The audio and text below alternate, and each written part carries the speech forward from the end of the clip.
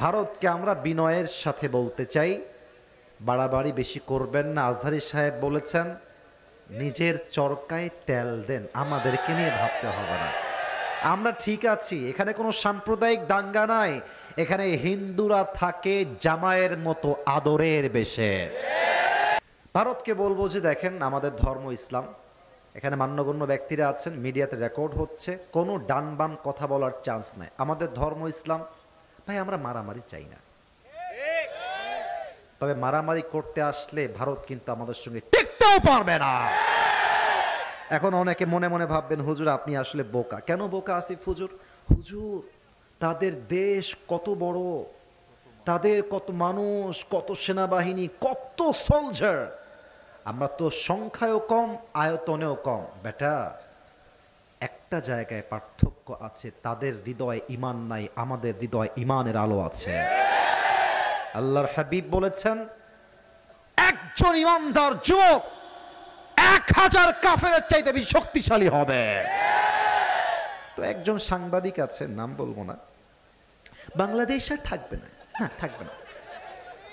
তারপরে আরেকবার কি বলে যে আমরা চট্টগ্রাম নিয়ে নিব, আমরা ফেনীটাও নিয়ে নিব। আসো, নিয়ে যাও, এসে তো নেওয়া লাগবে, না আসলে নিবা কেমনে? আসো, পিঠের চামড়া একটাও থাকবে না তোমার। আর একে দেখে আমার মাফ চাচ্ছি, আগে এ পুরুষ মনে হয় না, হিজড়া মনে হয় এটা।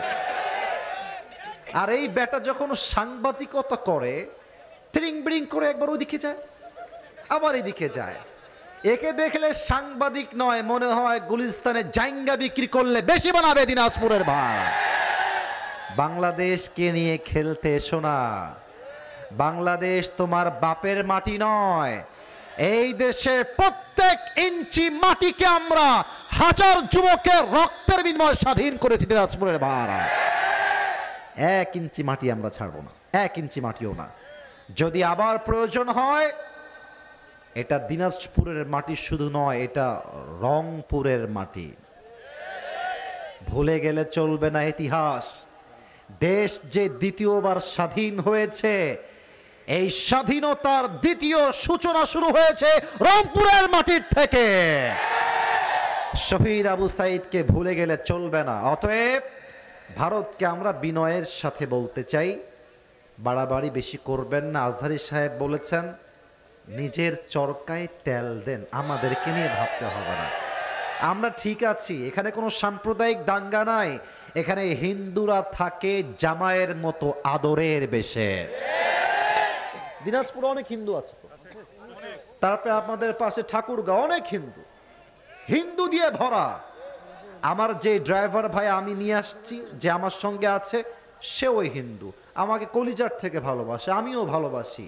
প্রিয় ভাইয়েরা, যারা বলে যে এই দেশে হিন্দুরা শান্তিতে নাই, মারতেছে, গুলি করতেছে, বুঝে ফেলতে হবে তারা হচ্ছে সে আগের দিল্লি পালিয়ে যাওয়া শাসকদের পা চাটা দালাল। আমরা একটা কথা বলতে চাই, আগামীতে যতই বলেন চট করে ঢুকে যাব, এটা মামুর বাড়ির আবদার না। আমি 2টা দাবি করতে চাই, যেটা আমি আগেও দিনাজপুরে একবার বলেছিলাম, সেকেন্ড টাইম এখানে আবার বলছি। আশা করছি দ্বিমত আমার সাথে কেউ হতে পারবে না, কারণ এটা হাদিস থেকে বলবো। 1, আগামীতে এখানে স্যাররা আছেন, তারা দল করেন, আমি দলের সঙ্গে কোনোভাবে সম্পৃক্ত নই, তবে রাজনীতি একদিন করতে হবে, কারণ এই দেশের চিত্র পরিবর্তন করার জন্য রাজনীতি ছাড়া দ্বিতীয় আর কোনো গতি নাই। আমি স্যারদেরকে বলবো, আমি আপনাদের এগেইনস্টে নই, আমি আপনাদের পক্ষের, আপনারা সবাই আমার ভালোবাসার মানুষ। তবে দাবি হচ্ছে 2টা। 1, আগামীতে এই দেশের প্রধানমন্ত্রী হিসেবে আমরা আর কোনো নারীকে দেখতে চাই না। কথা আসতে নয়, জোরে বলতে হবে, কথা ঠিক আছে কিনা? নারীকে ক্ষমতায়, এই যত সব ঝামেলার মূল হচ্ছে এই মহিলারা। আল্লাহর হাবিব বলেছেন আমি চলে গেলাম, বাট তোমাদের জন্য সবচাইতে বড় ফিতনা হচ্ছে নারীর ফিতনা। এটা যুবকরা ভালো বুঝবা। একটা মেয়ে চাইলে যেমন যুবকের জীবন সুন্দর করতে পারে, একটা মেয়ে চাইলে যুবকের চরিত্র, ঈমান 2টাই নষ্ট করতে পারে। দে হ্যাভ দ্যাট পাওয়ার, তাদের কাছে এই শক্তি আল্লাহ দিয়েছেন। অতএব নারীকে আমরা মাফ চাই, ক্ষমতায় আর দেখতে চাই না। নাম্বার 2, এটা আমার শেষ কথা, আমরা এমন একজন পুরুষকে প্রধানমন্ত্রী হিসেবে দেখতে চাই যিনি একই সময়ে বাংলাদেশের প্রধানমন্ত্রী হবেন এবং তার যোগ্যতা এতটা হাইলি কোয়ালিফাইড হবে, আমার দেশের প্রধানমন্ত্রীও হবেন এবং তিনি চাইলে জাতীয় মসজিদে দাঁড়িয়ে, বাইতুল মুকাররমে দাঁড়িয়ে জুমার খুতবা দেওয়ার যোগ্যতাও রাখবেন। এমন প্রধানমন্ত্রী আমরা সবাই চাই কি চাই না? আমার দিনাজপুরের বিরলের ভাইরা, দেশের প্রধানমন্ত্রী যদি হয় জাতীয় মসজিদ বাইতুল মুকাররমের খতিব, ওই দেশে কি আর সুদ থাকবে? বামের ভাইরা কথা কয় নাই, ডানের ভাইরা কথা কয় না। সুদ থাকবে, ঘুষ থাকবে, চাঁদাবাজি থাকবে, ধর্ষণ থাকবে, পুরো দেশটাই সোনার বাংলাদেশ হয়ে যাবে। সাইদি সাহেব বলতেন, যারা কোরআনের আইন কায়েম করতে বাধা দাও, আমাদেরকে মৌলবাদী বলে গালি দাও, আমরা হলাম মূলবাদী, তোমরা হলো সব আগাবাদী। গাছের আগায় শক্তি বেশি না গোড়ায়? এত আস্তে দিনাজপুর চলবে না, আগায় না গোড়ায়? উনি বলতেন তোমরা আগায় থাকো, ওখানেই থাকো সোনামণি, বাড়াবাড়ি কইরো না, জুলুমের রাজনীতি কইরো না, না হলে 18 কোটি মানুষ গাছের গোড়ায় একটা ঝাঁকুনি দিবে, মামুর বাড়ি দিল্লি গিয়ে তোমরা পড়বা, দিল্লি গিয়ে তারা পড়েছে। অতএব আগামীতে একটা কথা স্পষ্ট ভাষায় বলে ভূমিকার কথা শেষ করতে চাই। এখানে অনেক মান্যগণ্য ব্যক্তিরা বসে আছেন, উইথ ডিউ রেসপেক্ট, সম্মান দিয়ে বলছি, আগামীতে যদি কোনো স্বৈরাচার আমার দেশের গদিকে দখল করতে চায়, দেশটাকে আবার সে আগের মতো অস্থিতিশীল করতে চায়, সেই স্বৈরাচারকে গদির থেকে নামাবার জন্য এই দিনাজপুরের থেকে হাজার হাজার শহীদ আবু সাইদ মাথায় কাফনের কাপড় বেঁধে তাজা রক্ত দিয়ে শহীদ হওয়ার জন্য রাস্তায় নামতে বাধ্য হবে। হাত তুলে বলো সবাই, ঠিক কিনা?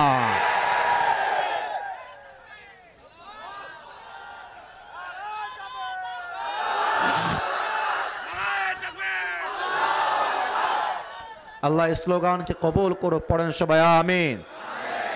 মাশাআল্লাহ, আপনাদের গায়ের জোর ভালো আছে। আমি তাফসিরে ফিরে যাব, একটা বিষয় জিজ্ঞেস করতে চাই। আপনাদের বউ আছে? কার কার একটু হাত তুলেন। বউ আছে? বউ আছে? ওকে ওকে, খুব মজায় আছে না? আচ্ছা, হাত নামান। এবার শীতকালে যাদের বউ নাই, খুব কষ্টে সিঙ্গেলরা হাত তোলো। ইন্নালিল্লাহ। স্যার আপনি দেখতে পাচ্ছেন তো? এই যে আপনারা স্যাররা একটু দেখেন, আপনাদের দায়িত্ব যুবকদেরকে শীতকালে বিয়ে দেওয়াই লাগবে। আব্বা বোঝে না রে, আব্বা বোঝে না। আরে হাত নামা, হাত নামা, হাত নামা। হয়েছে হয়েছে। আমার আব্বা জানদেরকে আল্লাহ সঠিক বুঝ দান করুক, পড়েন সবাই আমিন। আমি আমার কালকের ওয়াজে বলছিলাম যে ভাই রে, বউ যার নাই তার জীবনে কিছু নাই রে ভাই। বরং আমি মনে করি চরিত্র রক্ষার জন্য বিয়ে ছাড়া উত্তম আর কিছুই নাই আল্লাহর জমিনে। মেয়েরাও বোঝে না, ওরা খালি টাকা চায়, টাকা টাকা টাকা। সব মেয়েকে এক পাল্লায় মাপছি না, বাট অনেক মেয়ে বাংলাদেশে বের হয়েছে টাকা পেলে টাকলার সঙ্গ কেন যে বিয়ে করে আমার বুঝে আসে না যুবক ভাই। আল্লাহ এমন মেয়েদেরকে হেদায়েত দান করুক, পড়েন সবাই আমিন। আমরা সবাই মিলে 3টা তাকবীর দিব। প্রথম তাকবীর দিবেন প্রিয় বিবাহিত ভাইরা, দ্বিতীয় তাকবীর দিবেন আমার প্রিয় সিঙ্গেল ভাইরা। আমি দেখতে চাই যে আজকে কার গায়ের জোর কত বেশি। বিবাহিত ভাইরা খেলা হবে, হ্যাঁ খেলা হবে। বিবাহিত ভাইরা, আমার কলিজার টুকরা বিবাহিত ভাইরা, সম্মান নষ্ট করবেন না, গায়ের জোর যা আছে দেখাই দিবেন। বিবাহিত ভাইরাটা কাশি দেন। মুরব্বীরাও কাশি দিচ্ছে, আমি যাব কোথায়? আচ্ছা মুরব্বীরা, বিবাহিত যুবক ভাইরা, let's make the performance together. সবাই মিলে আমরা তাকবীর দিব। বিবাহিত ভাইরা, সিঙ্গেলরা কিপ কোয়াইট, কিপ সাইলেন্ট, তোমরা চুপ থেকো, না হয় আমাদের দল, বিবাহিত দল ভারী হয়ে যাবে। দেখা যাক কে পারে। বিবাহিত ভাইরা তাকবীর দেন। নারে তাকবীর। মোটামুটি সাউন্ড আছে, খারাপ না। সিঙ্গেল ভাইরা তোমরা একটা কাশি দাও। ইসরে, এরাই পেরে যাবে মনে হচ্ছে। আল্লাহ তুমি দেখো, স্যাররাই বিচার করবে, আমি কিছু বলবো না, আমি গ্যাপে গেলাম। সিঙ্গেলরা তাকবীর দাও। নারে তাকবীর। বিবাহিত ভাইয়ের আমি মাফ চেয়ে নিলাম। হলো না, স্যারকে বলা লাগবে না, এমনি হয় নাই। আজকে সিঙ্গেলরাই জিতে গিয়েছে। কষ্ট বেশি তো গায়ে একটু জোর বেশি, তাই? হ্যাঁ, এবার আমরা সবাই মিলে একটা তাকবীর দিয়ে তাফসীরে যাব। তাকবীরটা এমন জোরে দিবেন দিনাজপুরের যুবক ভাইয়েরা, মুরব্বী আব্বা জানেরা, যে তাকবীরের ঠেলায় আসিফ হুজুর স্টেজ ভেঙে নিচে উল্টে পড়ে যাবে। সবাই মিলে, কোনো ভাগাভাগি নাই, সবাই মিলে একটা কাশি দেন। নারে তাকবীর। আল কোরআনের আলো। মারাত্মক সাউন্ড, তবে একটা ভুল হয়ে গেছে তো, তাই গ্যাপ দিলাম। ঘরে ঘরে না, রাইট, ঘরে ঘরে না, সংসদে জালো। সংসদে যতক্ষণ পর্যন্ত কোরআনের সংবিধান কায়েম না হবে, এই দেশে ইনসাফ ভিত্তিক রাষ্ট্র কায়েম হবে না। আল কোরআনের আলো, আল হাদিসের আলো, কোরআন হাদিস যেখানে, আলেম ওলামা যেখানে, দিনাজপুরবাসী যেখানে, আল্লাহ যেন কবুল করে। পড়েন সবাই আমিন। আমি সবাইকে মূল আলোচ্য বিষয় শুরু করার পূর্বে কিছু ইমানি প্রশ্ন করতে চাই, আলোচনাকে ফুললি হাইলাইট করার জন্য। যারা এখানে এসেছেন ডানে বামে সামনে, সবাইকে আমরা আল্লাহর প্রিয় বান্দা হতে চাই কি চাই না? বামে একটু সাউন্ড কম পেলাম। চাই কি চাই না? আল্লাহর ভালোবাসা আমরা সবাই চাই কি চাই না? লাস্ট, আল্লাহর বন্ধু হতে আমরা সবাই চাই কি চাই না? আজ আলোচনার সেন্ট্রাল থিম বা সাবজেক্ট ম্যাটার হচ্ছে how can we get closer to Allah সুবহানাহু ওয়া তাআলা। আমরা রবের কাছের বান্দা হতে কি আমল করব, কোরআন কি বলেছে, হাদিস কি আমাদেরকে সাজেস্ট করেছে। টুডে ইনশাআল্লাহ we will talk about on this matter in details. আজকে আমরা এই বিষয়টাকে ফুললি হাইলাইট করব। বলেন সবাই ইনশাআল্লাহ। আমার দিনাজপুরের ভাইরা, কোরআন বলছে ওয়াল্লাযীনা জাহাদু ফিনা লানাহদিয়ান্নাহুম সুবুলানা। জন্য মোটিভেশন। আল্লাহ বলছেন, যেই বান্দা আমাকে পাওয়ার জন্য একটু চেষ্টা করে, আমি আল্লাহ তার কাছে যাওয়ার জন্য, আমাকে তার বন্ধু বানাবার জন্য, আমাকে খুঁজে পাওয়ার জন্য, তার জন্য একটা রাস্তা নয় অসংখ্য রাস্তা আমি আল্লাহ নিজেই খুলে দেই। সুবহানাল্লাহ পড়বেন না আপনারা? আপনারা সবাই পাকিস্তানের একজন টপ ফেমাস স্কলার, তার নাম হলো মাওলানা তারিক জামিল। হয়তো অনেকে নাম না শুনলেও চেহারা দেখেন নাই এমন কেউ এখানে হয়তো বা পাওয়া যাবে না। দেখবেন সাদা পায়জামা, সাদা পাঞ্জাবি আর সাদা পাগড়ি পরে, অসাধারণ ভাষা, অসাধারণ কথা। তিনি সেই দিন আল্লাহকে পাওয়ার জন্য একটা বিষয়ে ওয়াজ করছেন, যে আল্লাহকে পাওয়ার জন্য আপনি কেমনে আমল করবেন, কেমনে জীবন চালাবেন। একটা কথা বললেন, প্রথম কথা আমার কলিজায় গিয়ে আঘাত করেছে। মানে এমনে এত মারাত্মক কথা। আমি জাস্ট ওনার কথাটা উর্দুতে কোট করছি, then I will translate in Bangla. তারপরে আমি বাংলায় অর্থ বলে দিব, যদিও বা উর্দু শুনলেই আপনারা সবাই অর্থ বুঝে যাবেন বলেই আমি আশা রাখছি। মাওলানা তারিক জামিল বলেন আল্লাহকে পাওয়ার ব্যাপারে, উনি বলেন जिसे अल्लाह मिला और दुनिया में उसे कुछ भी ना मिला फिर भी उसे सब कुछ मिला, और जिसे अल्लाह ना मिला और दुनिया में उसे सब कुछ मिला फिर भी उसे कुछ भी ना मिला। কি মারাত্মক কথা তাই না? যে আল্লাহকে পেল সে কিছু না পেল সব পেল, আর যে আল্লাহকে পেল না আর সব পেল, সব কিছু পেয়েও যেন সে কিছুই অর্জন করতে পারলো না। ঠিক কিনা বলে? আল্লাহ মিলা তো সব কুছ মিলা, আল্লাহ না মিলা তো কুছ ভি না মিলা। যেই বান্দার আসল বন্ধু হয়ে যায় আল্লাহ, তার বন্ধু তার পর হতে পারে, তার নিজের আপন বউ তার পর হতে পারে, পরিবারের বাপ মাও পর হতে পারে, বাট আল্লাহ যার আপন হয়ে যাবে তার টেনশন আর কোনো কারণই থাকতে পারে না। ঠিক কিনা বলেন? আল্লাহ মিলা তো সব কুছ মিলা, আল্লাহ না মিলা তো কুছ ভি না মিলা। আল্লাহ হচ্ছেন আমাদের লাইফের মেইন ডেস্টিনেশন, মেইন গন্তব্য, আসল জায়গায় হচ্ছে আমাদের রব। বলেন সবাই তিনি কে? আল্লাহকে পাওয়ার জন্য আজ এই তাফসীর মাহফিলে আমি মোট 7টা আমল নিয়ে কথা বলবো। তবে কমিটিকে আমার নিয়ম দেওয়া আছে, 1 ঘন্টার বেশি আমি ওয়াজ কোথাও করি না, এবং ওরা এটা জানে, ফর্ম পূরণ করে নিয়ে আসছে, এটা ওরাও জানে। মাইক নিয়েছি 11টার সময়। তবে আমি বলি একটা কথা দিল থেকে, সব জায়গায় নিয়ম দিয়ে না, মাঝে মাঝে ভালোবাসা দিয়েও তো হিসাব করার দরকার আছে নাকি?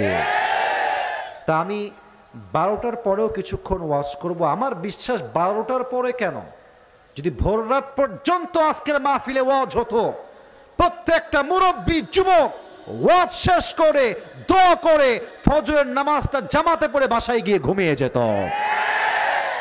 এটা দিনাজপুর, এটা দিনাজপুর। তাহলে আমার সঙ্গে আলোচনার গভীরে ঢুকে যান। লুক অ্যাট মাই 7 ফিঙ্গার্স, 7টা আঙ্গুল দেখেন। বলেন সবাই আমার দিকে তাকিয়ে, আল্লাহকে পাওয়ার জন্য আজ আমরা কোরআন থেকে হাদিস থেকে কয়টা আমল? পেছনে আওয়াজ খুব ভালো, বলেন সবাই কয়টা?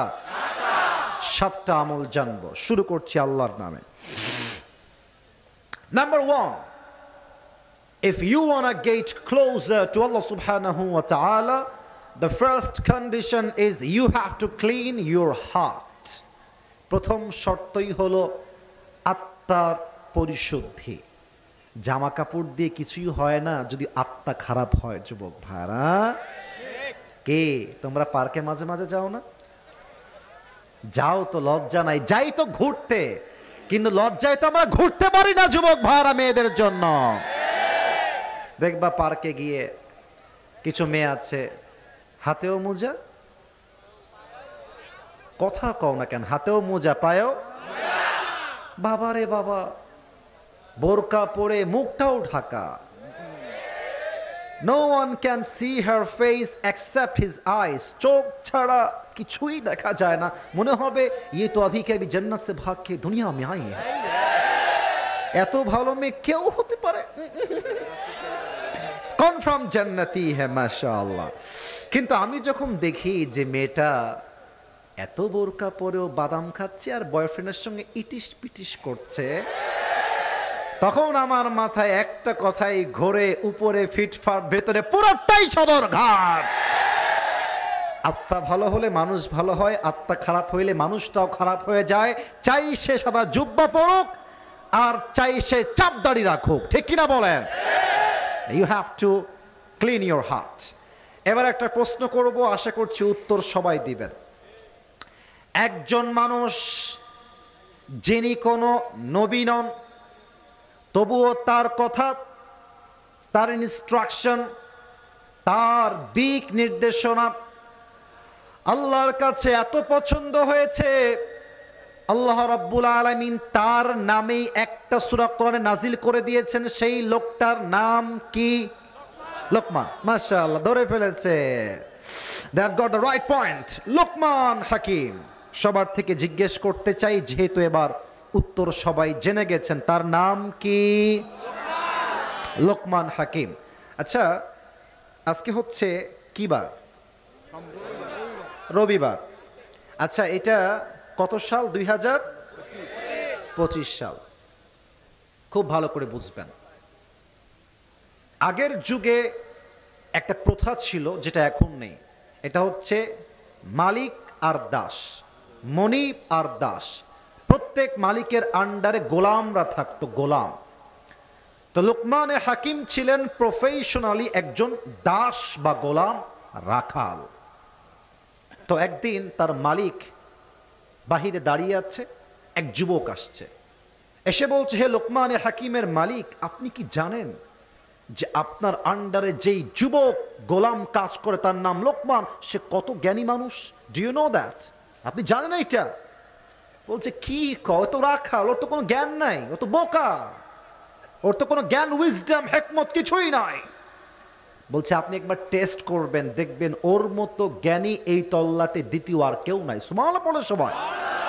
আরে ভাই, সাথে সাথেই তো তার নামটা কোরআনে আসে নাই, দাল মে কুছ জরুর হ্যায়, ঠিক কিনা বলে? তো বলছে, ঠিক আছে, তুমি যাও, আমি কালকে চেক করব তার উইজডম, তার মেধা, তার জ্ঞান আসলে কত বেশি। আগামীকাল সকালবেলা আমি আগে দলিল দেই এই ঘটনা আসছে কোথায়, রেফারেন্সটা খুব মনোযোগ দিয়ে শুনবেন। ইবনু জারির আত-তাবারি এই গ্রন্থে এসেছে লোকমান হাকিমের এই স্টোরি বা এই ঘটনা। লোকমান হাকিম রাখাল হয়ে ছাগল চড়িয়ে বাসায় ফিরে আসছে। মালিক তো ধান্দায় আছে, আজকে তার জ্ঞান চেক করবে। এই লোকমান, এদিকে আস। জি মালিক, কি বলছেন বলেন। মালিক বলছে, লোকমান, তোমাকে একটা কাজ দিব। কি কাজ? ইযহাব, গো, চলে যাও এখান থেকে। ওয়াযবা শাতান। কথা কি বোঝা যায় নাকি যায় না? না, আমাকে তো বলতে হবে, নয় আমি ওয়াজ করব না। বোঝা যায় নাকি যায় না? যাও, একটা বকরি জবাই করো। জবাই। এরপরে কি করব মালিক? বলছে, বকরি জবাই করে বকরির সবচেয়ে পবিত্র অংশ কেটে নিয়ে আসবা। লোকমান হাকিম বলছে, মালিক যা বলবেন তাই করতে আমি বাধ্য। চলে গেলাম। লোকমান হাকিম যাওয়ার পরে একটা ছাগল জবাই করেছে। ছাগলের সবচেয়ে পবিত্র অংশ কলিজা কেটে নিয়ে আসছে। দিনাজপুরের বিরলের ভাইয়েরা কি কেটে নিয়ে আসছে? এইটাই সাউন্ড। কি নিয়ে আসছে? এই নেন মালিক, ছাগলের সবচেয়ে পবিত্র অংশ। মালিক বলছে, yes, you have done amazing, তোমার কাজটা অসাধারণ হয়েছে। It was right. মানুষের এবং প্রাণীর সবচেয়ে দামি অঙ্গের নাম হচ্ছে তার হার্ট, অন্তর, আত্মা। আত্মা থাকলে জীবন থাকে, আত্মা নাই, জীবনটাই নাই হয়ে যায়, ঠিক কিনা বলেন? ওকে লোকমান, আবার যাও, আবার যাও, একটা ছাগল জবাই করো। এবার পবিত্র অংশ নয়, এই যে এরা মায়ের খাবে আমার কাছে। 10 মিনিট ধরেও ইগনোর করছি তোমাদেরকে যে তোমরা ঠিক হয়ে যাবা। আমি কিন্তু ধমক দেওয়ার মানুষ না। হ্যাঁ, আসিফ হুজুর মানে যুবকদের ভালোবাসার জায়গা। কলিজা, তোমাদের পায়ে আমার হাত। আমি ধমক দেওয়ার জন্য মোটেও আসি না, চুপ থাকো। আমি কিন্তু দেখেও চুপ আছি তোমাদেরকে, আর কথা বলো না। তো বলছে, মালিক এবার কি করব? তুমি এবার ছাগল জবাই করে ছাগলের সবচেয়ে নিকৃষ্ট অঙ্গ কেটে নিয়ে আসবা। বলছে, ওকে মালিক, যা বলবেন তাই শুনতে বাধ্য। লোকমান হাকিম আবার গিয়েছে, ছাগল জবাই করেছে, আবার আগের মতো কলিজা কেটে নিয়ে আসছে। এই নেন মালিক, ছাগলের সবচেয়ে নাপাক অপবিত্র অংশ। মালিক বলছে, লোকমান, না, তুমি বুদ্ধিমান না। শুনেছিলাম তুমি অনেক মেধাবী, অনেক জ্ঞানী। তুমি যদি জ্ঞানী হবা তবে পবিত্র অংশ আনতে বললাম, তাও আনলা কলিজা। বললাম নাপাক অংশ আনো, তাও আনলা কলিজা। একই অংশ একই সময়ে পবিত্র, আবার একই সময় অপবিত্র হয় কেমন করে? তুমি তো বোকার ঘরের বোকা লোকমান। লোকমানের হাকিম মাথা একটু উঁচু করেছে, বলছে, মালিক আমি কি বোকা না চালাক, দ্যাটস এ ডিফারেন্ট সাবজেক্ট, ভিন্ন বিষয়। তবে একটা কথা আপনাকে বিনয়ের সাথে বলতে চাই, প্রত্যেকটা প্রাণীর দেহে একটা ছোট্ট গোস্তের টুকরা থাকে। এটা ঠিকঠাক, পুরো দেহ ঠিকঠাক। এটা নষ্ট, পুরো দেহটাই নষ্ট হয়ে যায়। আলা ওয়াহিয়াল কলব, এটাই হচ্ছে মানুষের অন্তর, মানুষের আত্মা। আপনি দেখবেন অনেক নেতা আছে মাহফিলে এসে নামাজ নামাজ। সব নেতা খারাপ নয়, অনেক নেতা যেমন ভালো আছে, অনেক নেতা তেমন ক্ষমতা লোভীও আছে, ঠিক কিনা বলেন? আমাদের উত্তরবঙ্গে একজন হুজুর আছেন, তার নাম হচ্ছে বজলুর রশিদ হুজুর। হয়তো অনেকে আপনারা নাম শুনেছেন, চেনেন তাকে, বগুড়ায় তার বাসা। উনি এক মাহফিলে গেলেন, রাত বাজে 12টা।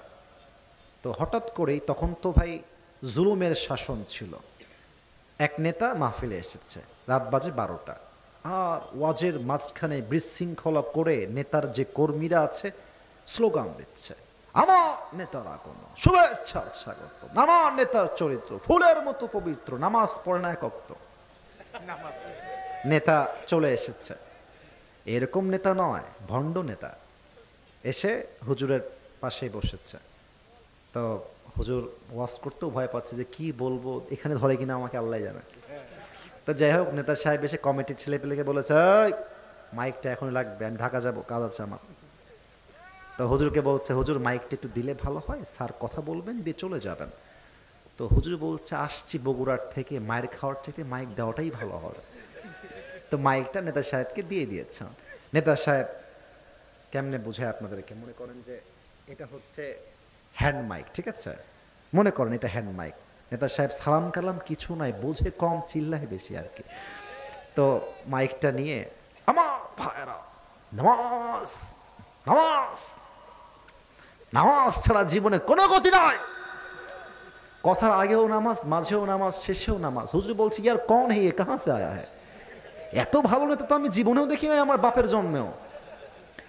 তো নেতা সাহেব নামাজের ওয়াজ করে এই পাশ দিয়ে নেমে গেছে। হুজুর আবার খুবই মজার লোক, হুজুর ভাবছে নেতার খবর আজকে আমি নিয়েই ছাড়বো। তো নেতার একটা ছেলে ছিল, কর্মী হিসেবে এসেছিল, পেছনে ছিল, ওইও যাবে, ওর হাত ধরছে, বেড়ে দিকে কি হুজুর, কি হয়েছে, কি হয়েছে? ও তোর কানটা এদিকে দে। বলছে, কি রে, তোদের নেতা তো অনেক ভালো রে, কমপক্ষে তো 70-80 রাকাত তাহাজ্জুদ কনফার্ম পড়ে, তাই না রে? তো নেতা কেমন চরিত্রের মানুষ, ওই যুবকটা হুজুরের কানে কানে বলছে, হুজুর তাহাজ্জুদ, এর সঙ্গে 5 দিন একসঙ্গে আছি আঠার মতো, এই শালা এক ওয়াক্ত নামাজও পড়ে না। তার মানে কি বুঝলেন? কারো কারো পোশাক বাহিরে সুন্দর হলেও আত্মাটা এত নষ্ট হয়, নামাজকে তখন তারা ক্ষমতার হাতিয়ার হিসেবে, ব্যবসা হিসেবে ইউজ করে। দিনাজপুরের ভাড়া আমার, আত্মা ভালো তো সব ভালো, আত্মা নষ্ট তো সব নষ্ট। এবার আসেন প্রথম পয়েন্টের সেকেন্ড পয়েন্ট, অর্থাৎ এক পয়েন্ট আর এক পয়েন্ট। আত্মা হচ্ছে 3 প্রকার। লুক অ্যাট মাই 3 ফিঙ্গার্স, 3 আঙ্গুল দেখেন, বলেন সবাই, দিনাজপুরের বিরলের ভাইরা, আত্মা কয় প্রকার? মাশাআল্লাহ, পেছনেও আমার লোকেরা আছে, অডিয়েন্স, বলেন সবাই কয় প্রকার? 1 নাম্বার হলো সুস্থ আত্মা, 2 নাম্বার অসুস্থ আত্মা, 3 নাম্বার হলো মৃত আত্মা। সুস্থ আত্মা কারা? যাদের হৃদয়ে হিংসা নাই, একটু কাউন্ট করেন, একটু গোনেন, বলছি সুস্থ আত্মা কারা? যাদের হৃদয়ে হিংসা নাই, বিদ্বেষ নাই, বেদাত নাই, শিরক নাই। 4টা বললাম, হিংসা নাই, বিদ্বেষ বা অহংকার বলতে পারেন, 3 নাম্বার বেদাত নাই, যে এই 4টার সংখ্যাই সবচেয়ে বেশি। আমাদের দেশের সবচেয়ে ফেমাস খেলা হচ্ছে কি খেলা? ক্রিকেট বলছি না, কাবাডি। তুই সামনে যাবি, তোরে আমি সামনে যেতে দিবই না, ধরে রাখবে পেছন থেকে। এই দেশের মানুষ কিছু পারুক আর না পারুক, অন্যের বদনাম কিন্তু খুব ভালো করতে পারে। এই দেখেন আমাদের সকলের প্রিয় কলিজার টুকরা মিজানুর রহমান আজহারি হুজুর, ভালোবাসেন না আপনারা সবাই? এই যে মাত্র একদিন আগে আপনাদের রংপুর বিভাগের লালমনিরহাটে মাহফিল করে গেলেন। আমি আপনাদের কি বানাই বলবো, কি পাম দিব? আপনারা প্রমাণ করেছেন রংপুরের মাটি আসলে ইসলামের ঘাঁটি। যুবক ভাড়া আমার, উনি দেখেন, আমি কালকেও বললাম এই কথা, যে ওনার মতো ফেমাস লেকচারার, ইসলামিক আলোচক পুরো পৃথিবীতে দ্বিতীয় আর কেউ নাই। দলিল দিচ্ছি, বোঝাবার জন্য দলিল দিচ্ছি। আপনি যত ব্যক্তির নাম বলেন যারা ইসলামিক আলোচক, পৃথিবীর কোনো দেশে এমন কোনো আলোচক আজ অব্দি জন্ম নেয় নাই যে আলোচক কোথাও ওয়াজ করতে গেলে 20 লক্ষ মানুষ জমা হয়ে যায়। Azhari is the only one person যিনি কোথাও গেলে কমস কম 10 লাখ মানুষ ইসলামের ভালোবাসায় এক জায়গায় জড়িত হয়ে যায়। We proud of it. এখন আমি কি দেখতে পাচ্ছি, ওই যে প্রথমটা বললাম সুস্থ আত্মা, যাদের আত্মা সুস্থ না তারা বলছে এই সমস্ত লোক ভাড়া করে নিয়ে আসা হয়। নয়, এটা দলের ভালোবাসা নয়, এটা একমাত্র আল্লাহর জন্য ভালোবাসা। দিনাজপুরের ভাড়া আমার, যার অন্তর সুস্থ নাই, হিংসা সারাদিন। কেন লোক হলো, আমরা পছন্দ করি না, অমুক খারাপ, এই লোক জামাতের লোক, অমুক লোক, ট্যাগ দেয়। তোমার আত্মাটা সুস্থ আত্মা নয়। 2 নাম্বার হচ্ছে অসুস্থ আত্মা। এটা বুঝতে হলে আগের মতো ওয়াজ শুনলে হবে না, আরো মনোযোগ বাড়াইতে হবে। বলেছিলাম এটা কয় সাল? মাশাআল্লাহ, আওয়াজ এখনো ঠিকঠাক। কয় সাল? যদি আমি আপনাদেরকে আরো 100 বছর আগে নিয়ে যাই, 1925 সাল। আজ দিনাজপুরের মাটিতে মেডিকেলের কোনো অভাব নাই, ক্লিনিকের অভাব নাই, ডাক্তারের চেম্বারের কোনো অভাব নাই। 100 বছর আগে কি কোনো মেডিকেল ছিল? হসপিটাল ছিল? ডাক্তারের চেম্বার ছিল? ছিল ছিল নো, ছিল না। তখন কি ছিল? যে মুরব্বীরা ভালো বুঝবে, তখন ছিল কবিরাজ। বলে আমার আগে বলে দিয়েছে কবিরাজ, অথবা এদেরকে আমরা বলতাম তখন হাকিম, মুরব্বীরা বলতেন কবিরাজ, হাকিম বা ওঝা। ওঝা তো তখন যদি কাউকে সাপে কামড় দিত, তখন তো আর এখনকার মতো ল্যাব ছিল না যে টেস্ট করবে যে কেমনে কাটলো, কোথায় কাটছে, বিষ কতটুকু ঢুকেছে। তো ওঝার কাছে কেউ আসলে ওঝা কি করতো? বলতো এদিকে আসেন, এটা আমার হাতে টিস্যু, এটা আমি জানি, মনে করেন এটা হচ্ছে এটা বাটি। এটা কি? আরে কথা কন মিয়া, কি এটা? ওঝা বাটির একদিকে লবণ রাখতো, আর একদিকে মরিচ রাখতো। যাকে সাপে কেটেছে, এদিকে আসো, বের করো, জিহবা বের করো। জিহবা বের করতো, এখান থেকে একটা মরিচের গুঁড়ার টুকরা জিহবায় দিত, বলতো হাউ ইট টেস্ট, কেমন লাগে তোমার? যদি সেই সাপে দংশিত ব্যক্তি বলতো যে স্যার মরিচ তো পাইনসা পাইনসা লাগে, ঝাল নাই, স্যার বুঝে ফেলতেন ইয়েস, এই সাপটা কোনো বিষহীন সাপ নয়, বিষাক্ত সাপের ছোবল লেগেছে। ঠিক কিনা বলেন? আচ্ছা, সাপ যখন মানুষকে কামড় দেয়, সাপের বিষের প্রথম প্রতিক্রিয়া কি হয়? জিহবার স্বাদ নষ্ট হয়ে যায়। মানুষের জীবনে সবচেয়ে বিষাক্ত সাপের নাম হচ্ছে ইবলিস, শয়তান।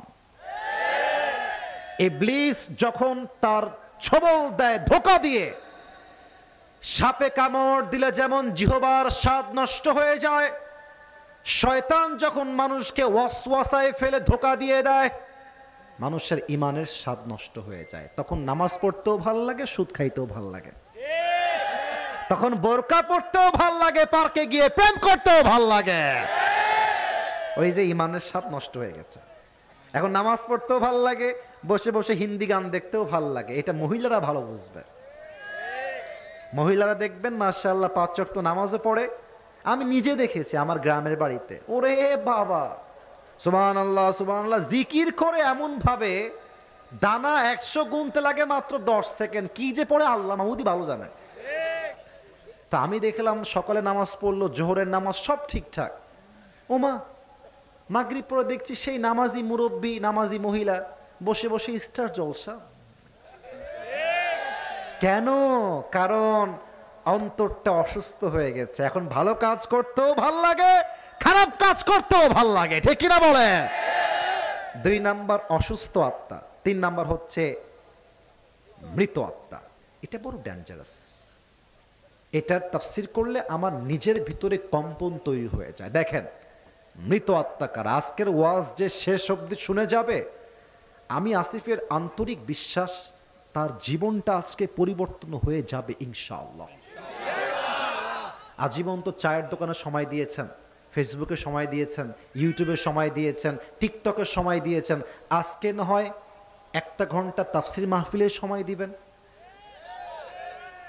দিবেন না ইনশাআল্লাহ? দিবেন না ইনশাআল্লাহ? 3 নাম্বার হলো মৃত আত্মা। কোরআন দেখেন, কোরআন কি বলছে? কোরআন বলছে যাদের অন্তর মরে গিয়েছে, অন্তরটা একদম শেষ হয়ে গিয়েছে, উলাইকা কাল আনআম, তারা চতুষ্পদ জন্তুর মতো, বাল হুম আযাল, অথবা এই মানুষগুলো কুকুরের চাইতে খারাপ। আস্তাগফিরুল্লাহ, নাউযুবিল্লাহ, আস্তাগফিরুল্লাহ। ভাই আমার কথা না তো এটা, এটা কার কথা? না বলেন না, এটা কার কথা? স্যার আমার পাশে সবাই বসে আছেন, আমি এটার তাফসির প্রথমে বুঝি নাই, মানে এই আয়াতের তাফসির আমি প্রথমে বুঝি নাই যে আমাদেরকে আল্লাহ, আচ্ছা বলুন তো আপনারাই কম তো দেখি, পৃথিবীতে সৃষ্টির সেরা জীব কারা? আরে यार জোরসে বলো কারা? মানুষ হলো সৃষ্টির সেরা, আর আল্লাহ বলছে মানুষ হলো কুকুরের চাইতে খারাপ। মাথা আমার হ্যাং হয়ে গেছে, কি রে এটার তাফসির আবার কেমনে করব, এটা আবার কেমনে কথা? তো প্রোগ্রাম করে ঢাকায় যাচ্ছি,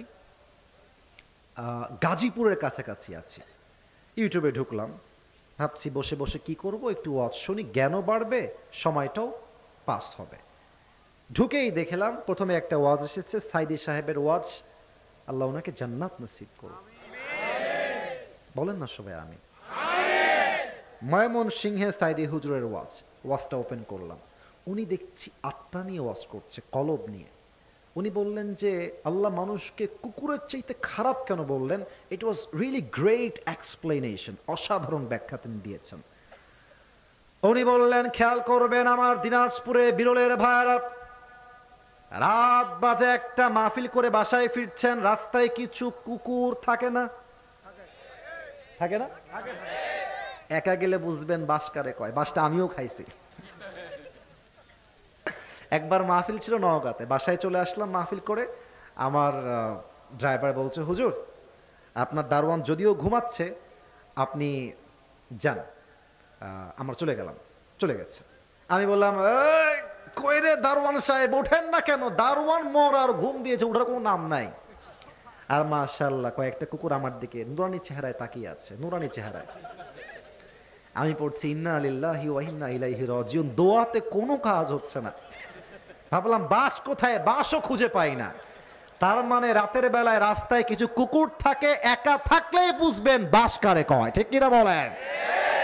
খুব খেয়াল করবেন, এটা মজার জন্য বলি নাই, বোঝাবার স্বার্থে বলেছি। এখন দেখেন, এই যে আমার উপরে সামিয়ানা, ডানেও লাইট বামেও লাইট, আমার চেহারা স্পষ্ট, ইটস নট লাইক যে আপনি আমাকে দেখছেন না, আপনি আমাকে দেখতে পাচ্ছেন। একটু আমার ডান হাত যেদিকে দিব খেয়াল করবেন, ওই যে স্টেজের পেছনে লাইট নাই, অন্ধকার, খেয়াল করেন। ওখানে কুকুরের মালিক আছে, আমি হলাম সে কুকুরের মালিক। আমার কুকুরের নাম হচ্ছে টমি, নাম দিলাম, কি নাম? টমি। তো দেখবেন যে কুকুর বাসায় পাহারা দেয়, রাত বাজে একটা, দেখবে যে দূর থেকে একজন লোক আসছে, he didn't see that who is coming, কে আসছে জানে না, বাট দূর থেকে আসছে, কুকুর বুঝে গেছে, ঘেউ ঘেউ ঘেউ ঘেউ ঘেউ শুরু করে দিয়েছে। কে আসছে ডাজন্ট ম্যাটার, তুই আসবি কেন, তুই মনে হয় চোর হবি। এবার দেখেন, আমি আসিফ হুজুর হাঁটতে হাঁটতে হাঁটতে এক্স্যাক্টলি রাইট সাইডে যে লাইট আছে নিচে চলে আসছি, আমার চেহারা নাও ইটস ক্লিয়ার দেখা যায়। কুকুর যখন দেখবে আয় আল্লাহ ঘেউ ঘেউ করলাম, চোর ভেবে দেখি মালিক চলে আসছে, দেখবেন কুকুর সুন্দর করে গিয়ে, খেয়াল করবেন, সুন্দর করে গিয়ে মালিকের পায়ের কাছে মাথা নিচু করে দেয়, আর কুকুর তার ভাষায় বলে, I am extremely sorry sir, আপনাকে আমি চিনতে পারি নাই, আপনাকে চিনতে পারলে আমি ঘেউ ঘেউ করতাম না sir, I am so sorry. Allah বলছে, বান্দা এই কুকুরকে মালিক একটা মাত্র পাউরুটি দিয়েছে অথবা রুটি দিয়েছে, এক গ্লাস পানি দিয়েছে, আর থাকার জন্য রাস্তায় জায়গা দিয়েছে, গ্যারেজে জায়গা দিয়েছে। কুকুর একটা পাউরুটি পেয়ে মালিককে চিনতে ভুল করে নাই।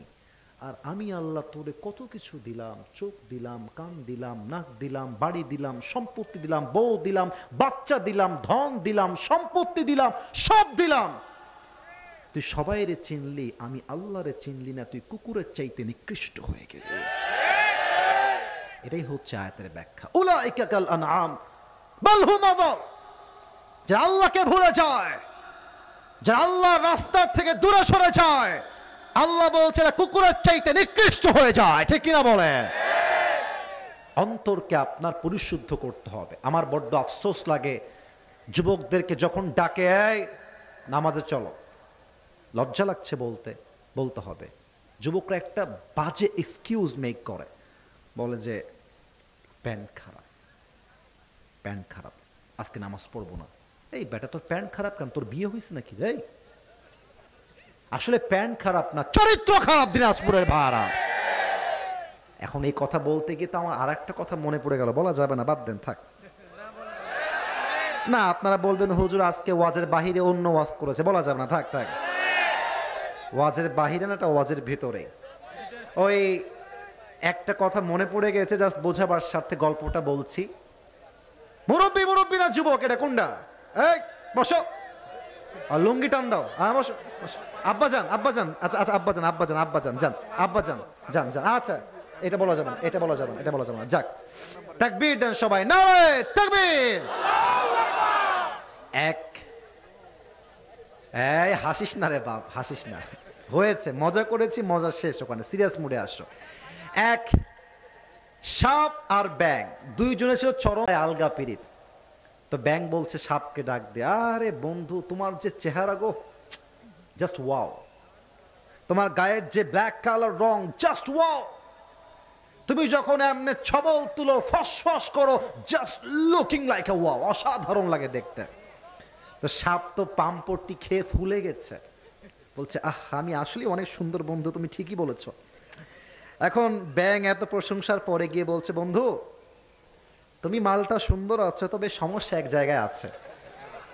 কি সমস্যা বন্ধু? বলো কি সমস্যা? বলছে, বন্ধু তোমার চেহারাও সুন্দর, গায়ের রঙও সুন্দর, ফসফসও ঠিকঠাক আছে, বাট বন্ধু তুমি যখন হেঁটে বেড়াও রাস্তায় তিরিং বিরিং করে হাঁটো, এইটা আমার পছন্দ না। তুমি তুমি একটু সোজা হয়ে হাঁটতে পারো না? সাপ বলছে, বেয়াদব, এত বড় সাহস তোর, সাপের বদনাম করিস? এমনি ফস করে উঠেছে। আর যখন ফস করে উঠেছে, ব্যাং বলছে, বন্ধু তুমি তো লোক সুবিধার না, এত প্রশংসা করলাম গায়ে লাগলো না, একটা বদনাম করলাম গায়ে লেগে গেল, বন্ধু না, লোক তুমি সুবিধার না, এক ঝাঁপ দিয়েছে, পুকুরে গিয়ে পড়েছে। এখন সাপ যে এমনি ফনা তুলে ফস করে উঠেছে, পাশে ছিল একটা রাখাল। রাখাল বলছে, ফস করলো কে রে? লাঠি নিয়ে চলে আসছে, দেখছে মাশাআল্লাহ সাপ মামা এমনি আছে। রাখাল বলছে, মাশাআল্লাহ, চলো বিসমিল্লাহ করি। মার শালাকে, কঠিন মায়ের সাপকে, 5 মিনিটে পিটায় সাপকে সোজা করে ফেলেছে। এখন সাপ তো সোজা হয়ে শুয়ে আছে, ব্যাং পানির মধ্যে গিয়ে কয়, কিরে আমার বন্ধু ফসফস করে না কেন? বন্ধু আমার গেল কোথায়? এবার ব্যাং উঠে আসছে সাপকে দেখার জন্য, দেখছে বন্ধু তো আর বেঁকা নাই, বন্ধু সোজা হয়ে গেছে। কিরে বন্ধু সোজা হইল কেমনে? ব্যাং লাফ দিয়ে দৌড় দিয়ে আসছে, দেখছে বন্ধু আর জিন্দা নাই, বন্ধুর ফেনা মেনা বিষ মেয়ের বের হয়ে বন্ধু মইরা শেষ হয়ে গেছে। এবার ব্যাং বলছে, বন্ধু সেই সোজা হইলেন, তবে ফেনা থাকতে আর সোজা হইতে পারলেন না, ফেনা বের হয়ে আপনি সোজা হইলেন। তো যুবক, তোমরা সোজা একদিন হওয়া, তবে যৌবনের জ্বালা বড় জ্বালা। এই জ্বালা যুবকদেরকে ঠিক হতে দেয় না, এই জ্বালা যুবকদেরকে 5 ওয়াক্ত নামাজি হতে দেয় না যুবক ভাড়া আমার। অতএব ভালো হতে চাইলে, আত্মার পরিশুদ্ধি করতে চাইলে, this is the right time. কালকে তুমি বাঁচবা কি বাঁচবা না, there is no guarantee of ইট।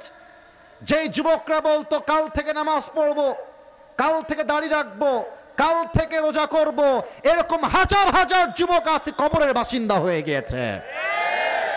অতএব 7টা আমলের 1 নম্বর আমল, আত্মার পরিশুদ্ধি করবেন 1 সপ্তাহের জন্য। আওয়াজ দিয়ে বলেন সবাই, তিনি কে? বাকি 6টা আমলের জন্য আহামরি সময় নিব না, যেহেতু টাইম ইজ টু শর্ট। অল্প সময় শুনবো কেন? কারণ ওয়াজের চাইতে ফজরের নামাজটা জামাতে পড়া অধিক গুরুত্বপূর্ণ, ঠিক কিনা বলে? 6টা আমল বলছি in very shortcut way. Number 2, পরকালমুখী হতে হবে, দুনিয়ামুখী নয়। যারা আমার মায়েরা আসছেন তাদের তো চাহিদার কোনো শেষ নাই, আরো চাই, আরো দাও। স্বামীরা বেচারা বইয়ের চাপে হারাম খেতে বাধ্য হয় যুবক ভাইরা, ঠিক কিনা বল? এক ছেলে আমার কাছে সেদিন আসছে, এসে বলছে হুজুর কথা আছে। বেটা কি কথা রে বল। আরে কথা আছে হুজুর, কথা বলতেই হবে। বললাম কি হয়েছে? বলছে আমি আমার বউকে তালাক দিব, আমি বউয়ের সঙ্গে থাকবো না। তালাক কেন দিবি, আগে কারণটা বলো, কি কারণ? বলছে এই বেডির চাহিদার কোনো শেষ নাই, বেডি খালি চাইতেই থাকে, খালি চাই। সেদিন আমার কাছে এসেছে, এসে বলছে জান তুমি কি জানো আমার বান্ধবীর জামাই না তাকে আইফোন 16 প্রো ম্যাক্স কিনে দিয়েছে। ভাইরে এই জ্বালা যার কপালে জুটছে সেই বুঝে বউ নষ্ট হলে পুরুষের জীবনটাই নষ্ট হয়ে যায়। হ্যাঁ, বিবাহিত মেয়ের কথা কি বলবো, আজকালকার কিছু মেয়ে, নট এভরিওয়ান, সবাই না, কিছু মেয়ের রুচি এত খারাপ, এরা আবার আইফোন 16 প্রো ম্যাক্স পাওয়ার জন্য কক্সবাজার পর্যন্ত চলে যায়। যুবক ভাই, আল্লাহ এই সমস্ত মেয়েদেরকে হেদায়েত দান করুক, পড়েন সবাই আমিন। অতএব আজ থেকে আমরা দুনিয়ামুখী নয়, পরকালমুখী হব। ওয়ালাল আখিরাতু খায়রুল লাকা মিনাল উলা, the life of hereafter is much more better than this worldly life. আল্লাহ বলছেন দুনিয়ার জীবনটা উত্তম নয়, আখিরাতের জীবনকে আমি আল্লাহ তাআলা 1000 গুণ বেশি উত্তম বানিয়ে দিয়েছি। সুবহানাল্লাহ। 3 নাম্বার আমল হলো, মাত্র আর 5টা আমল বাকি আছে, অল্প সময়ে বলবো, অল্প সময়ে দোয়া হয়ে যাবে। তবে মনটা অ্যাক্টিভ রাখেন, আজীবন কাজে দিবে। 7টা আমল মনে রাখবেন।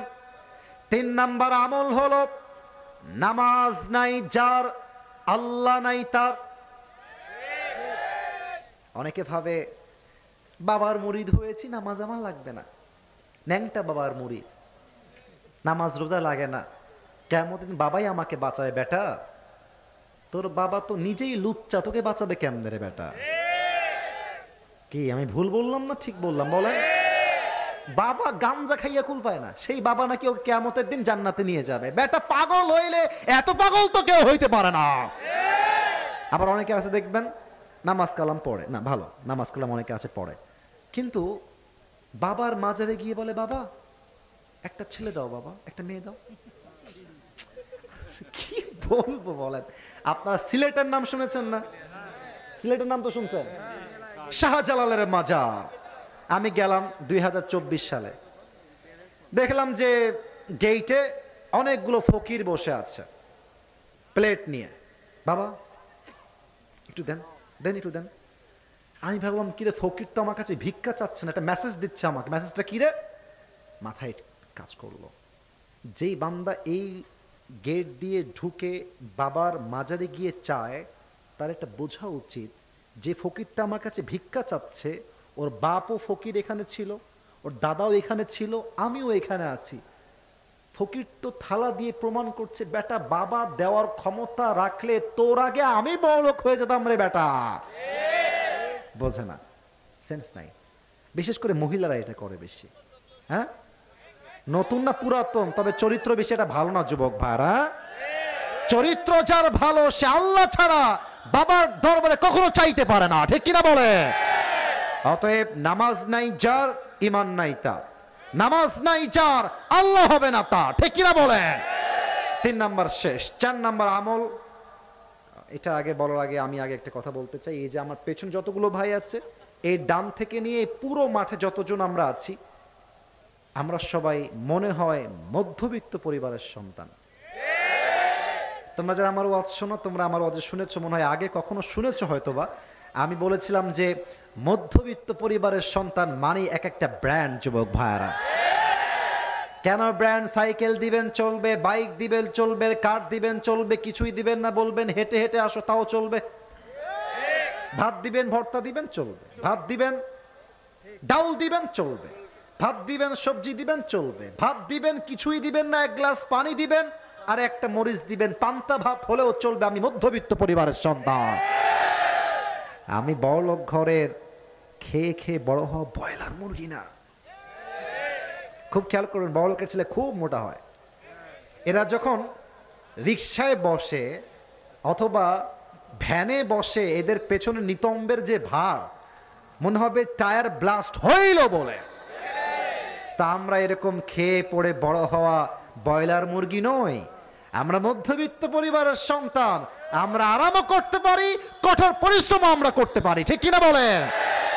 আল্লাহ বলছেন আমাকে পাওয়ার সবচেয়ে বড় উপায় হচ্ছে জীবনের প্রত্যেকটা মুহূর্তে সবরের পরিচয় দাও, ধৈর্যের পরিচয় দাও। আমি আল্লাহর ঘোষণা শোনো, ইন্নামা ইউওয়াফাস সাবিরুনা আজরাহুম বিগাইরি হিসাব। জান্নাতীর একটা কাতার হয়ে যাবে কিয়ামতের দিনে। আল্লাহ বলবে, এই আব্দুর রহমান বের হও, এই আব্দুল্লাহ বের হও। ওরা বলবে, আল্লাহ আমরা বের হব কেন, আমরা তো জান্নাতীর কাতারে ছিলাম। আল্লাহ বলবে, আগে বের হও, আমি কথা বলছি তো, সাইড হও। আল্লাহ কেন সাইড হব এবার বলেন। সাইড হলাম। আল্লাহ বলবে, আজকে তোমরা জান্নাতেই যাবা। খুব মনোযোগ, এটা আয়াত থেকে বলছি। আজকে তোমরা জান্নাতেই যাবা, তবে বিনা হিসাবে জান্নাতে যাবা। আরে জোরে কম, আরো জোরে কম। আল্লাহ বিনা হিসাব কেন, আমি তো ওরকম কোনো ভালো আমল করেছি বলে আমার মনে হচ্ছে না। আল্লাহ বলবে, না না করেছ। ওই যে তুমি গরিব ঘরের ছেলে ছিলে, মধ্যবিত্ত পরিবারের সন্তান ছিলে, চাল নাই ডাল নাই, ব্যবসায় বরকত নাই, পরীক্ষায় ফেল হতেই আছো। যখন তোমাকে কেউ বলেছে, এই কেমন আছো গো, তুমি সব ভুলে গিয়ে বলতে, আলহামদুলিল্লাহ অনেক ভালো আছি। ওই ধৈর্য আর শুকরিয়ার বিনিময়ে আমি আল্লাহ তোমার কাছে বিনা হিসেবে জান্নাত দান করলাম। সুবহানাল্লাহ। তাহলে 4 নম্বর আমল থেকে একটু প্র্যাকটিস করেন। আমি জানি অনেক যুবককে তার গার্লফ্রেন্ড ছাকা দিয়ে ব্যাখ্যা করে ফেলেছে এখানে। তোমার মনে অনেক কষ্ট আমি জানি, তবে মনে রেখো, মেয়ে মানুষ অলওয়েজ বেটার অপশন খোঁজে, এটা সত্য। বেটার অপশন পেলে কত বছরের প্রেম দেখার টাইম নাই, যাকে পাইবে বেটার তাকেই বিয়ে করে ফেলবে। বিয়ের আগেও হারাম প্রেম, বিয়ে যখন করবে তাও গাদ্দারি। সুখ পাবে কোথায় এরা, যুবক ভাইরা আমার? তো যাদেরকে ছেঁকা করে ব্যাখ্যা করে দিয়েছে, তোমাদেরকে যখন কেউ বলবে, এই কিরে বন্ধু কেমন আছিস, বারে বেটা অনেক ভালো আছি আলহামদুলিল্লাহ। এবার প্র্যাকটিস করেন, কেমন আছেন? হয় নাই, আসতে হয়ে গেছে। কেমন আছেন আপনারা সবাই? প্রতিদান কি হবে? আল্লাহ বিনা হিসেবে জান্নাত দিবে। সুবহানাল্লাহ বলেন। তাহলে 1 নাম্বার আত্মার পরিশুদ্ধি, 2 নাম্বার পরকালমুখী, 3 নাম্বার নামাজ, 4 নাম্বার ধৈর্য, 5 নাম্বার নবীর ভালোবাসা, রসুলের ভালোবাসা। মুখে এটা কি? আপনারা ধরে ফেলেছেন। আপনারা একটু দেখেন তো, এটা আমার মুখে কি? না, আসতে কয় কেন, কি এইটা? খ্যাত লাগতেছে? মাশাআল্লাহ, পাম খেয়ে ফুলে গেছি ভাই, মাশাআল্লাহ। আচ্ছা, আমাকে আগে না, এটা মজা করলাম। দাড়ি দেখে আনস্মার্ট লাগতেছে? অনেক মেয়ে দেখবেন দাড়িওয়ালা ছেলে দেখলে দাড়িওয়ালা ওর পছন্দ না। তো আমি একটা কথা বলে যাই, মাইন্ডে নিবেন না। যেই মেয়ে তোমাকে দাড়ির জন্য বিয়ে করবে না, লাউড অ্যান্ড ক্লিয়ার কথা, যেই মেয়ে আমাকে দাড়ির জন্য বিয়ে করবে না, সে আমার বউ হওয়ার কোনো যোগ্যতা রাখে না। এবার বলেন তো সবাই, নবীর ভালোবাসায় আমার নবীর মুখে সুন্নতের দাড়ি, চাপ দাড়ি ছিল কি ছিল না? আমার নবীর মতো সুন্দর এই তল্লাটে দ্বিতীয় আর কেউ হতে পারে? চাঁদের চেয়ে সুন্দর তুমি, নবী আমার কামলিওয়ালা, দো জাহানের বাদশাহ তুমি, প্যারা নবী সাল্লে আলা। দো জাহানের বাদশাহ তুমি, প্যারা নবী সাল্লে আলা।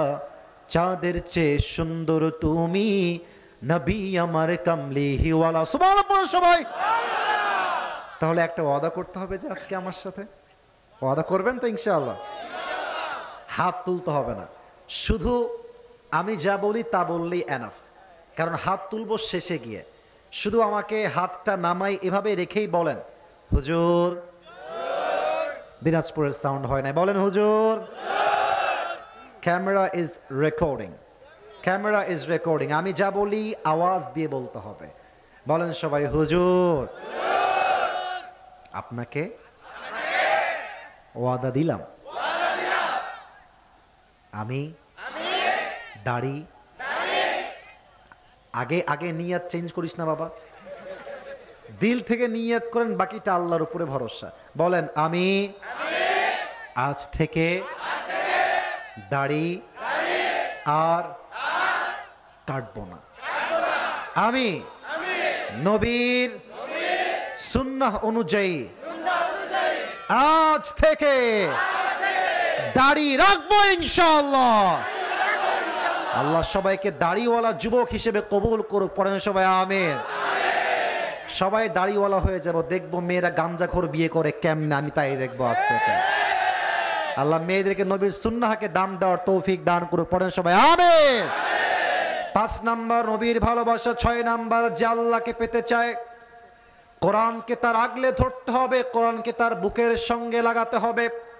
আল্লাহ বলছেন শোনো, ওয়ামা আতাকুমুর রাসূলু ফাখুযুহু ওয়ামা নাহাকুম আনহু ফান্তাহু। আমি আল্লাহ রাব্বুল আলামিন কোরআনে যা দিয়েছি তা শক্ত করে ধরো, যা নিষেধ করেছি তা ছেড়ে দাও। তোমাকে আমার বন্ধু হিসেবে আমি আল্লাহ নিজেই কবুল করে নিব। পড়েন সবাই সুবহানাল্লাহ। এই কোরআন জাস্ট বন্ধু বানাইলেই হবে না, এই কোরআন দিয়ে রাষ্ট্রকে কায়েম করতে হবে যুবক ভাইরা, ঠিক কিনা বলো? আমরা দেখতে পাচ্ছি আমাদের বর্ডারে খুব মারামারি চালানোর ট্রাই করানো হচ্ছে। আমি ব্যাখ্যার দিকে যাব না, এতটুকুই বলবো আমরা দাঙ্গা চাই না। আপনারাও ভালো থাকেন, আমরাও ভালো থাকি। কোরআনের শিক্ষা, বিধর্মীরা তোমাদের শত্রু নয়, তারা তোমাদের এলাকায় থাকবে, তোমাদের শহরে থাকবে। আমরা দাঙ্গা চাই না। তবে যদি দাঙ্গা লেগে যায় এটার নাম দাঙ্গা হবে না, এটার নাম হবে গজওয়ায়ে হিন্দ। এবং গজওয়ায়ে হিন্দ যখন শুরু হবে, বাংলাদেশের হাজার হাজার ধামাল ছেড়ে গজওয়ায়ে হিন্দের যুদ্ধে নিজের জীবনকে বিলিয়ে দেওয়ার জন্য, শহীদ হওয়ার জন্য, শহীদি তামান্নায় যুদ্ধে অংশগ্রহণ করবে। অতএব কোরআন থেকে বলছি, আমরা কোনো দাঙ্গা চাই না, মারামারি চাই না। আমরা কোরআন নিয়ে বাঁচতে চাই, কোরআন নিয়েই মরতে চাই। রাজি আছেন তো সবাই ইনশাআল্লাহ? এবার সবাই হাত তোলেন, সবাই। এরপরে আপনাকে আর হাত তুলতে হবে না, সবাই হাত উপরে রাখবেন আমি যতক্ষণ পর্যন্ত নামাইতে না বলি। কলিজার ভাইরা, আপনাদের সবাইকে ফজরের নামাজ জামাতে মাস্ট পড়তে হবে। রাজি আছেন তো সবাই ইনশাআল্লাহ? 7 নাম্বার আমলটা প্র্যাকটিক্যালি করতে চাই, তাই সবার হাতটাকে এমনি 2 হাত তুলে দাঁড় করিয়েছি, হাত উঠাইছি। শেষ আমলটা প্র্যাকটিক্যালি করব। শেষ আমলটা আল্লাহকে পাওয়ার জন্য 2টা শব্দে বলছি, এক হচ্ছে তাওবা আর এক হচ্ছে ইস্তেগফার। সকলে আমরা আগে তাওবা করছি, বলেন সবাই আল্লাহ। কলিজার থেকে আল্লাহকে ডাকেন, বলেন সবাই আল্লাহ। ও আল্লাহ, তোমার শাহী দরবারে সবাই আমরা দিল থেকে তওবা করলাম। ও আল্লাহ, তুমি আমার জীবনের সব গুনাহ মাফ করে দাও। ও ভাই, দিল থেকে কোন আল্লাহ মাফ করতে পারে? তিনি বসে আছেন ক্ষমা করার জন্য। বলেন সবাই মাফ করে দাও আল্লাহ। সকলেই হাত উপরে রেখেই বলেন আমিন। শেষ হচ্ছে ইস্তেগফার। আমি 2টা ইস্তেগফার শিখাবো। ইটস এ ভেরি শর্টকাট, একদম এক শব্দের বলতে গেলেই চলে। বলেন সবাই আস্তাগফিরুল্লাহ। I am so sorry to say যে আমি আওয়াজটা পাই নাই, সো সরি। পড়েন সবাই আস্তাগফিরুল্লাহ। 3 বার পড়বেন, একবার হয়ে গেছে। আবার পড়েন আস্তাগফিরুল্লাহ, আবার পড়েন আস্তাগফিরুল্লাহ। একটা শিখিয়েছি, 2 নাম্বারটা শিখিয়ে হাত নামাবো। এটাও কিন্তু ইস্তেগফার। ইটস এ কাইন্ড অফ ইস্তেগফার, ইটস এ পার্ট অফ ইস্তেগফার। সবাই পড়েন আল্লাহুম্মা গফিরলি। শেষবারের মতো একবার বলবেন আল্লাহ। আল্লাহ, তুমি তোমার এই অধম বান্দাকে আজকের মাহফিলকে ওয়াসিলা করে সবাইকে আল্লাহ ক্ষমা করে দাও। সকলে এই দিল থেকে জবান খুলে পড়েন আমিন। হাত নামান। যারা বসে আছেন লেটা মেরে একটু লেটারটা চেঞ্জ করে আত্তাহিয়াতুস শুরুতে বসেন। আমি জানি আপনারা সবাই বসবেন, এটা আমার আবদার, এটা আমার কোনো আদেশ নয় বা আমার দাপটের কথা নয়, দোয়ার একটা আদব আছে। একটু বসলে খুশি হব। আর যা দাঁড়িয়ে আছেন দাঁড়িয়ে থাকেন, আমার কোনো আপত্তি নাই আপনাদের জন্য, দাঁড়িয়ে থেকে দোয়া করবেন। তবে একটা আবদার শেষবারের মতো করব, কেউ যেন দোয়ার সময় সেলফি তুলতে না আসে। হ্যাঁ, আমি যখন নেমে যাব, যদি আপনার মন চায় সেলফি তুলবেন, আপনি তো আপনার একান্ত ব্যক্তিগত ভালোবাসার বিষয়ে মানা করব না, তবে নামার পরে তুলবেন। এই দোয়ার সময় ক্যামেরাটা অফ রাখো, মোবাইল ফোনটা অফ রাখো। হ্যাঁ, মোবাইল ফোনটা অফ রাখো। দোয়ার সময় মাহফিলটা সফল করতে হবে তো, দোয়াটা দিল থেকে করতে হবে তো। আমি আগে দোয়া করে দেই, যে যুবকরা এত পরিশ্রম করে আজকের মাহফিলকে বাস্তবায়ন করেছে, প্রত্যেকটা যুবককে আল্লাহ ওমরে ফারুকের মতো কবুল করুক। পড়েন সবাই আমিন। সবাই বসে যান, দোয়ার সময় আমিনটা দিল থেকে পড়বেন। আর কেউ যদি উঠে যায় নিজ দায়িত্বে বসায় দিবেন। সকলেই দুরূদ শরীফ পড়েন। আল্লাহুম্মা সাল্লি আলা মুহাম্মদ ওয়া আলা আলি মুহাম্মদ কামা সাল্লাইতা আলা ইব্রাহিম ওয়া আলা আলি